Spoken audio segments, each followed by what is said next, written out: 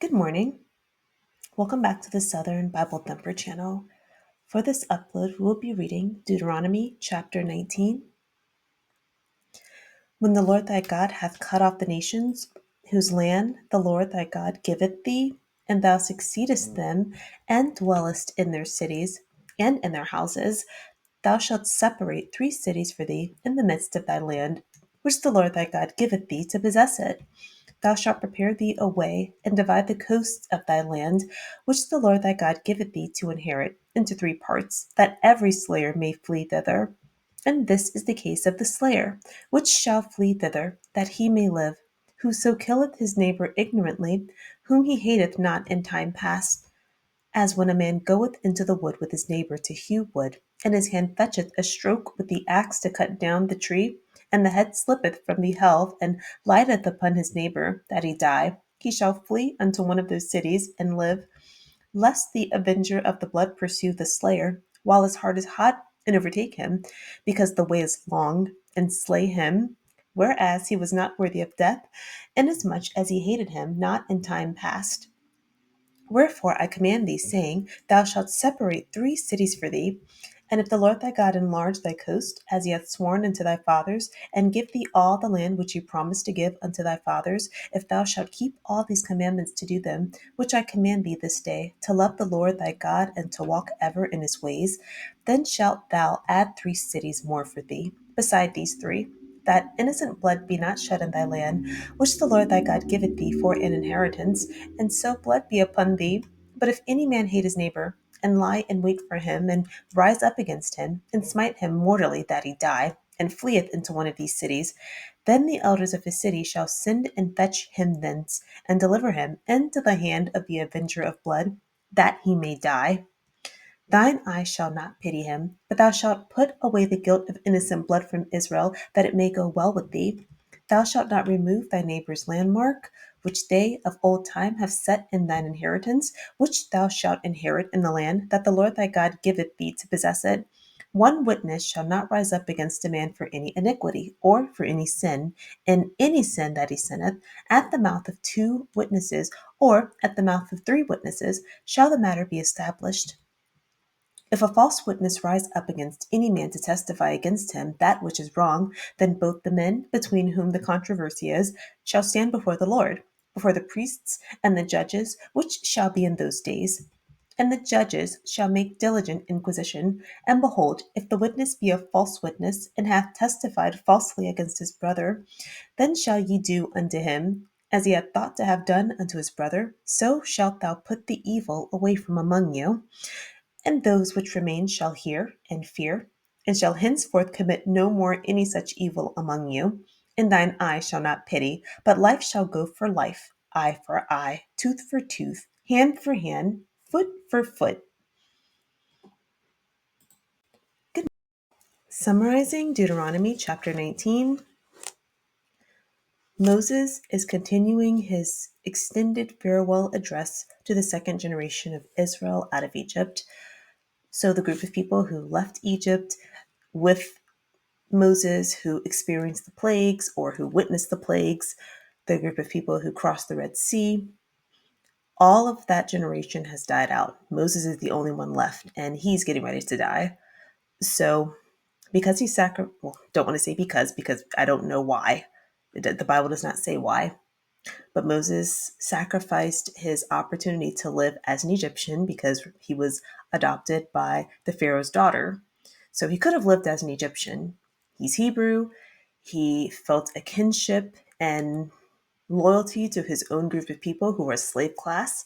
So he made sacrifices to adhere to what God wanted him to do and to lead Israel out of Egypt.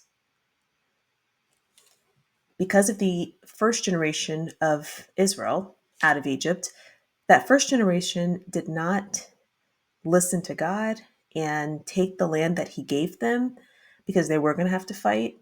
They didn't have the correct attitude. They were fearful. So God said, I will try again with the next generation.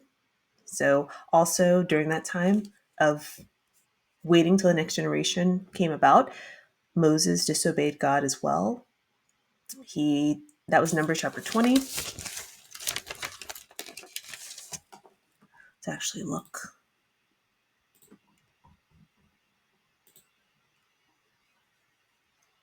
Yep. So Numbers chapter 20, that was the chapter where God told Moses to speak to the rock to get water for the Israelites, and instead he hit the rock. So Aaron, his brother, died from that act of disobedience. Miriam died at the beginning of the chapter. And then Moses, God told Moses, you're not going to be able to go into the promised land. And so it wasn't until Numbers chapter 27 that God told him, okay, well, you're going to die. Go ahead and anoint Joshua to be your successor. And the book of Deuteronomy so far has been Moses recanting the events in Leviticus, Exodus, and Numbers so that the Israelites can know what God is expecting of them in this new territory. I don't mean to be so repetitive, but I just really want to give the same respect that the Bible is giving Moses, because we are on the 19th chapter. So for 19 chapters, Moses has been talking. So he's spent his entire life. I've already said this before, but this might be the first video that you click on.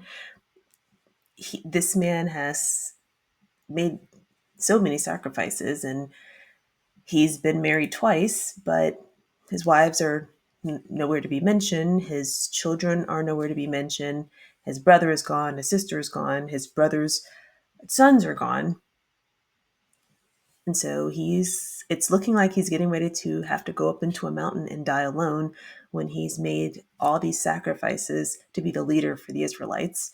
And then some of the information that I've seen implies that Israel is going to go right back to idol worship once Moses dies. So it's almost like, what is the point? But I am a human. So as a human, it does seem like, at some point, shouldn't have to sacrifice anymore. Okay, this is not part of summarizing Deuteronomy 19, verses 1 through 6. Israel, when you have conquered the Canaanite inhabitants, dedicate 3 cities to be safe havens for slayers. And a slayer is someone who has killed someone.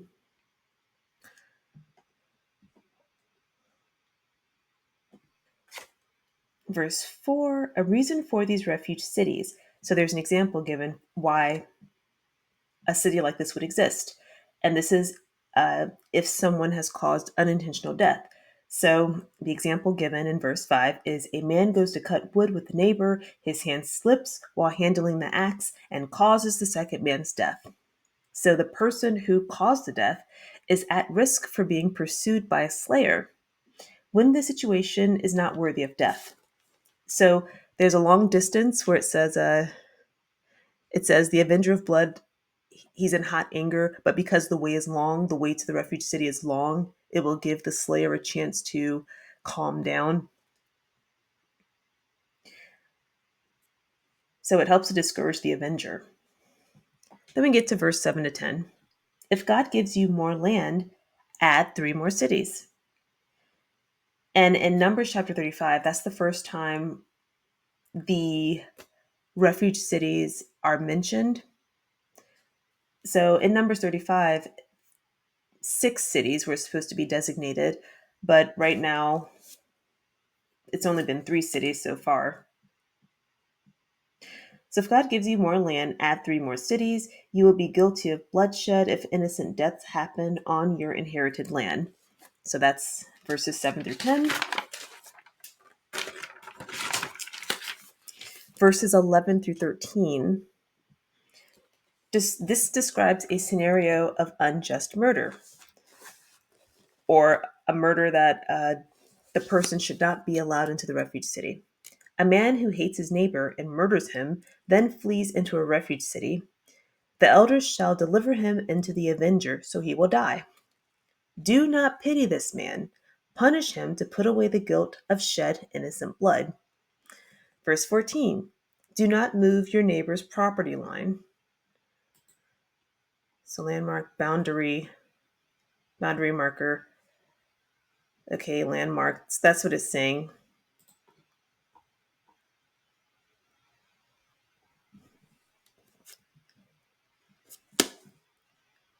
Moses has already divided or given like property boundaries for Israel when they take over this new land.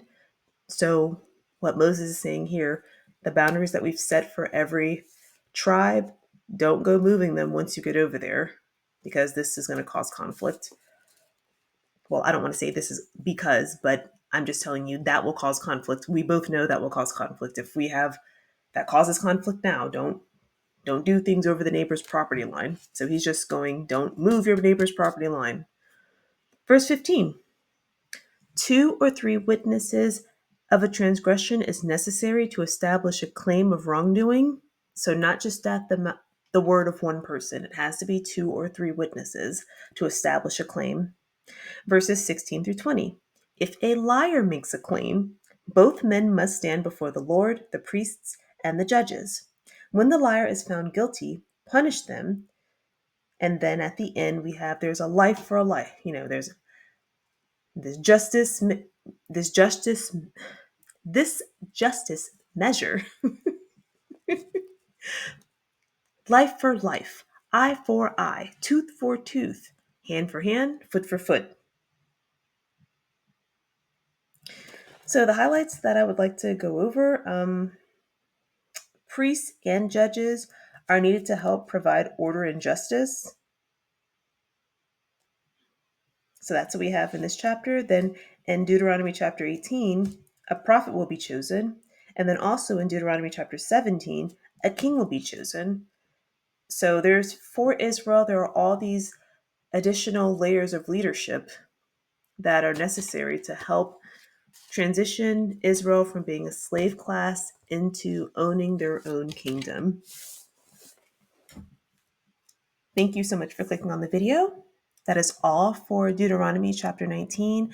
And the reason why I'm not having to go over as many resources is because this book so far, and chapter 20 is going to be the same thing.